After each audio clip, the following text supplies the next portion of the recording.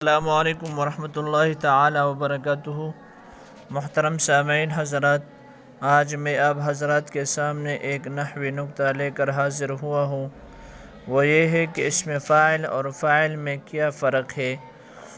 تو اسم فاعل اور فاعل میں آج اس ویڈیو میں 6 طریقوں سے فرق بیان کیا جاتا ہے۔ نمبر 1، اسم فاعل مشتق ہوتا ہے، یعنی کسی سے بنا ہوا ہوتا ہے، جیسے ضاربٌ کی یہ یضربو سے بنا ہے، جبکہ فاعل کا مشتق ہونا ضروری نہیں، جیسے ضرب زید میں زید۔ نمبر 2، کوئی بھی اسم فاعل جو کسی کا نام نہ ہو وہ ہر جگہ اسم فاعل بنے گا، جیسے ضرب الضارب، رأیت الضارب، نظرت الی الضارب۔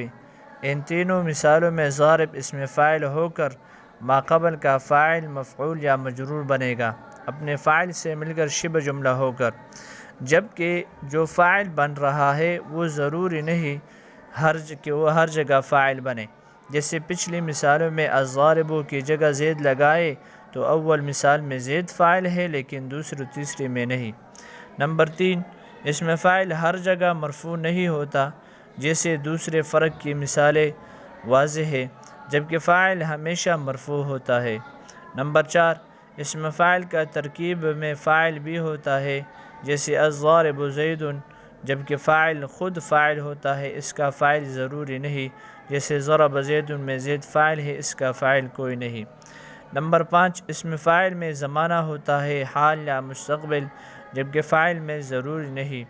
نمبر 6، اسم فاعل ذات اور فعل دونوں پر مشتمل ہوتا ہے، جیسے ضارب یعنی مارنے والا اسم ذات شخص بھی ہے اور مارنے کا فعل بھی، جبکہ فاعل صرف ذات کو ظاہر کرتا ہے، فعل کا معنی الگ طور پر فعل سے حاصل ہوتا ہے، جیسے ضرب زید میں زید صرف ذات پر دلالت کرتا ہے، مارنے والا فعل ضرب سے حاصل ہوتا ہے۔